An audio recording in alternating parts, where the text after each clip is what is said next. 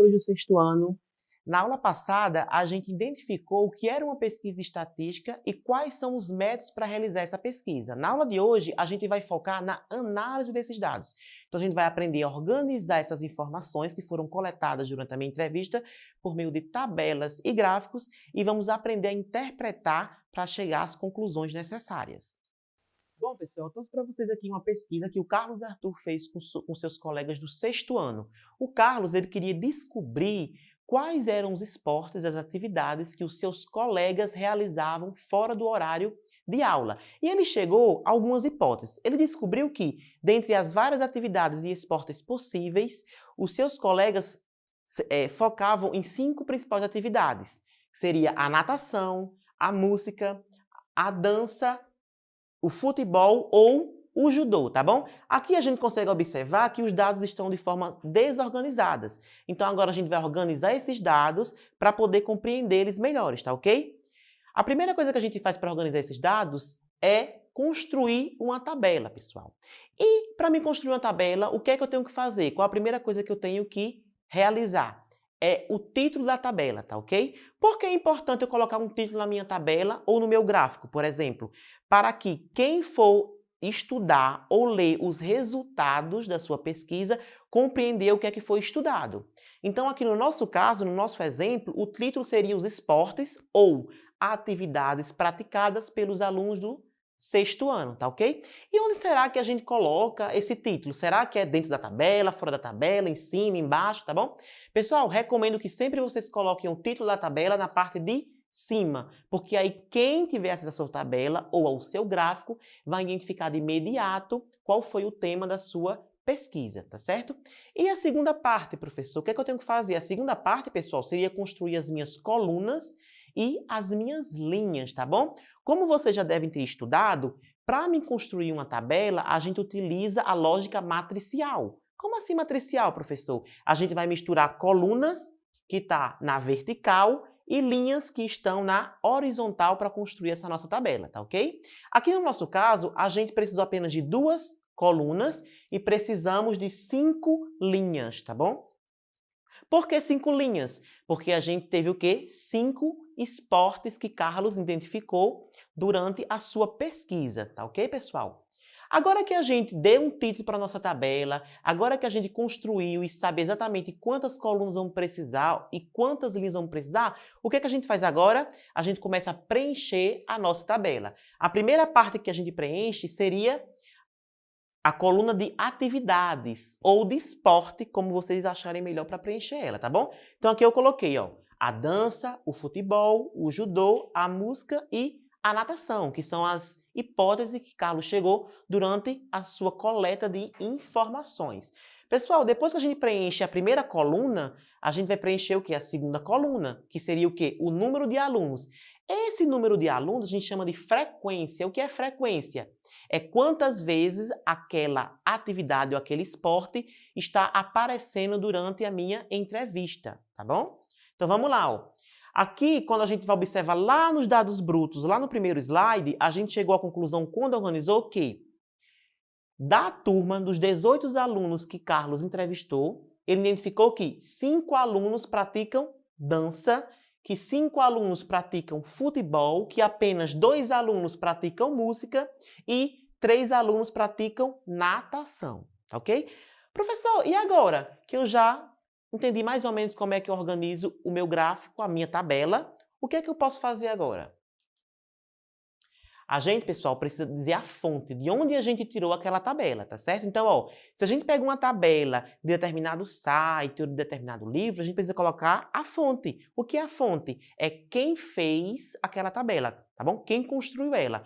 No nosso caso aqui, quem construiu a tabela foi eu. Então, quem é a fonte? A fonte é o próprio pesquisador, tá bom? Então, não esqueçam, quando vocês fizerem a pesquisa de vocês e forem construir a tabela de vocês, de colocar na fonte que foram vocês que construíram ela, tá certo? Então, aqui, ó, e sempre a fonte a gente coloca embaixo da tabela. Por que embaixo? Porque em cima a gente já coloca o título, não é isso?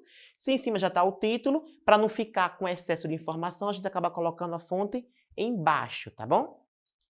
Então, ó, a gente acabou, pessoal, de ver como se faz uma tabela, tá certo? De forma mais simples possível. Professor, agora que eu construí minha tabela, o que é que eu posso fazer? A gente pode colocar, pessoal, os nossos dados dentro dos gráficos, tá certo?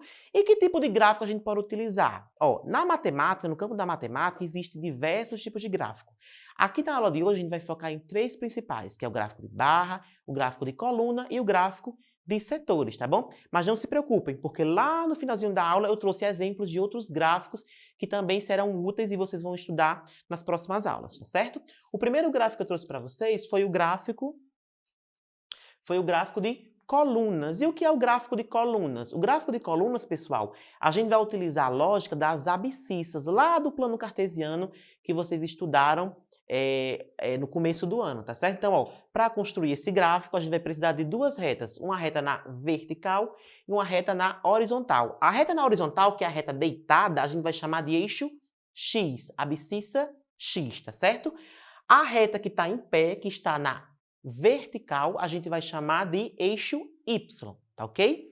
Quando eu construo o meu gráfico de colunas, o eixo X, a abscissa X, vai ser identificada as minhas atividades, que é o quê? As minhas variáveis. É o meu objeto de pesquisa, seriam as minhas hipóteses, tá bom? Então, aqui no caso, a gente colocou todas as hipóteses, todas as nossas variáveis, que foi a dança, futebol, judô, música e natação. Já no eixo vertical, que é a retinha que está em pé aqui, a gente vai colocar o quê? A frequência, seria o número de alunos para determinada atividade, tá certo? Sabendo disso, a gente tem que construir o quê? Colunas, pessoal. A altura dessa coluna vai depender da frequência dela. Então, por exemplo, quando eu identifiquei a hipótese atividade dança ou esporte dança, a gente identificou que a frequência desse esporte na turma do sexto ano, a turma de Carlos, é o quê? De 5 alunos. Então, esses 5 aqui vai determinar a altura da minha coluna, tá certo? Quando eu determinei a hipótese futebol, tá certo?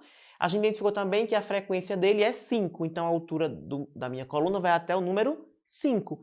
Assim, da mesma forma, sucessivamente para judô, música e natação, tá certo? O próximo gráfico que a gente vai tratar aqui é o gráfico de barras. Muita gente costuma falar, tá certo, que o gráfico de colunas é a mesma coisa do gráfico de barras, mas existem algumas diferenças. A principal diferença, pessoal, é que a gente troca os eixos, tá bom? As informações dos eixos. Então, ó, enquanto lá no gráfico de barras, enquanto lá no gráfico de colunas a gente utilizava o eixo X para as variáveis e o eixo Y para a frequência, no gráfico de barras a gente vai trocar essa lógica, tá bom? Então, aqui, ó, no meu eixo X vai ficar a frequência, tá certo? Que é o número de vezes que cada esporte apareceu durante a entrevista de Carlos, e no eixo X vai ficar as nossas variáveis, tá certo? Ou seja, pessoal, é como se a gente invertesse o ângulo no nosso gráfico, ó. Como a gente, voltando lá, ó, a gente percebe que nosso gráfico é como se ele estivesse em pé, não é? E aqui é como se a gente pegasse e deitasse ele. Tá ok? Professor, qual é o mais recomendável? Aí vai depender, pessoal, de que tipo de pesquisa, de como você vai querer analisar esses dados, tá bom? Da sua pesquisa. O terceiro tipo de gráfico é o gráfico de setores, tá certo, pessoal? Por que setores? Setores porque cada parte desse gráfico aqui a proporção dele, o tamanho dele, da proporção de cada parte, de cada setor, vai depender da quantidade da minha frequência, tá certo? Da minha frequência dos esportes. Esse tipo de gráfico aqui a gente não vai focar muito hoje, porque aí a gente precisa entrar dentro de porcentagem, aí a gente vai deixar uma aula só para esse gráfico, tá ok? Outros tipos de gráfico que a gente pode utilizar, pessoal, é o gráfico de linhas, que aqui ao invés de utilizar barras ou colunas, a gente utiliza pontos, tá certo? Esse gráfico é muito utilizado para a gente analisar séries temporais. Então, a gente consegue analisar no tempo se determinada coisa aumentou ou diminuiu, como foi, tá ok? E o terceiro e último gráfico que eu trouxe para vocês, que a gente pode utilizar também nessas pesquisas, é o pictograma, tá bom? Esse gráfico aqui se diferencia dos demais porque aqui, pessoal, ao invés de eu utilizar números, a gente vai utilizar símbolos. Então, como a gente observa aqui, ó, ao invés de a natação eu colocar o número da frequência, eu coloco 5 nadadores, 5 crianças nadando. Ao invés de eu colocar 2 dois colegas tocando música ou cantando, a gente coloca os bonequinhos e assim por diante. Tá certo? Seria um gráfico mais visual, ele é muito utilizado em revistas, tá certo? Aí, ó, e como é que a gente pode interpretar esses gráficos? Aí vamos lá. A partir da pesquisa de Carlos, eu quero saber quais atividades são mais praticadas pelos alunos do sexto ano. Para isso, a gente vai precisar analisar o nosso gráfico, não é? Porque a nossa análise fica mais rápido. Se eu pegar aqui o gráfico, por exemplo, de colunas, aqui, ó, de acordo com esse gráfico, qual é a atividade mais praticada pelos alunos do sexto ano? Da turma de Carlos, Arthur. A gente observa aqui, ó, que temos um empate. Tanto a dança quanto o futebol, ela é praticada pela mesma quantidade de alunos. Então, ó, tanto dança quanto futebol são praticados por 5 alunos, respectivamente. Então, esses dois esportes, essas duas atividades, são as mais praticadas. E se eu quiser saber, pessoal, por exemplo, qual atividade ou quais atividades são praticadas pelo mesmo número de alunos nessa turma? Então, ó, se eu pegar meu gráfico aqui, novamente o gráfico de colunas, e eu quiser identificar aqui por esse gráfico qual a atividade ou quais as atividades que a mesma quantidade de alunos pratica. Novamente, como na resposta da questão 1, a gente vai identificar que é a dança e o futebol, porque ambas as atividades têm uma frequência de 5 alunos cada. Pessoal, e se agora eu quiser descobrir quantos alunos praticam natação? Vamos lá novamente analisar o gráfico? Ó, se eu analisar aqui meu gráfico, quantos alunos praticam natação? Ó, a altura da atividade de natação vai coincidir com a frequência 3. Então, aqui a gente já identifica que 3 alunos praticam natação nessa turma de Carlos, tá certo? E, pessoal, se eu quiser identificar, por exemplo, qual das atividades é praticada por apenas 3 alunos.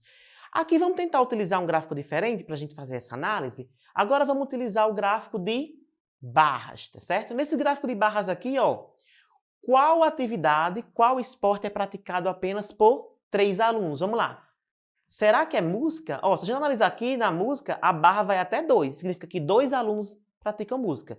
Se a gente analisar futebol e a dança, 5 alunos ambas. Mas se a gente quiser analisar, por exemplo, judô, um judô a gente já percebe que 3 alunos praticam. Será que existe mais alguma atividade em que eu tenha 3 alunos praticando? Ó, quando eu analiso o meu gráfico, a gente percebe que a atividade natação coincide com a atividade judô. Então, respectivamente, as duas atividades são praticadas por 3 alunos cada. Tá? E, pessoal, agora chegando ao fim da nossa aula, eu trouxe outro esqueminha aqui, como lá na nossa primeira aula, para a gente tentar resumir os nossos passos, tá bom? Lá na nossa primeira aula, a gente focou mais na pesquisa, no tipo de pesquisa, como escolher minha amostra, como fazer um questionário, que tipo de comunicação eu vou utilizar. Já nessa segunda aula, como vocês observaram, a gente focou na organização desses dados da pesquisa e na interpretação e análise deles, tá certo? Então, ó, eu recomendo que sempre quando você for fazer uma tabela ou um gráfico, comece escolhendo o título dessa tabela e o título desse gráfico, sempre na parte de cima. E lembre que o título tem que remeter ao seu objeto de pesquisa, tá certo? O que é que você está pesquisando, o que é que você quer saber, para ficar mais compreensível para quem está olhando o seu gráfico ou só a sua tabela. O segundo passo que eu indico é vocês construírem, se for o caso da tabela, as suas colunas, tá certo? Em seguida, a gente escreve a variável da primeira coluna, que seriam as minhas variáveis, que é o meu objeto de pesquisa, tá certo? No quarto passo, eu recomendo que vocês construam e preencham a segunda coluna, que seria a frequência, tá certo? E, por fim, a gente sempre tem que indicar o quê? A fonte do meu gráfico, da minha tabela, de quem fez aquela tabela, quem fez aquele gráfico, ou de onde eu tirei, de qual site eu tirei ou de qual livro, tá certo? Lembrem aqui também que, se foi você que realizou a pesquisa, então a fonte é você mesmo, tá certo? Geralmente a gente utiliza lá elaborado pelo autor da pesquisa, elaborado pelo autor, tá ok?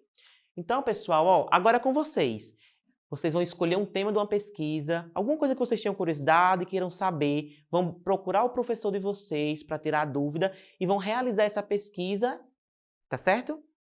Ah, não esqueçam de seguir o passo a passo metodológico e científico, tá bom, pessoal? Para que se outro colega seu quiser replicar aquela pesquisa, ele consiga chegar a resultados aproximados, tá certo? Então, ó, por hoje é só. Eu agradeço muito a companhia de vocês no dia de hoje. Quero deixar um grande abraço, tá certo? Espero que todos estejam bem e até mais.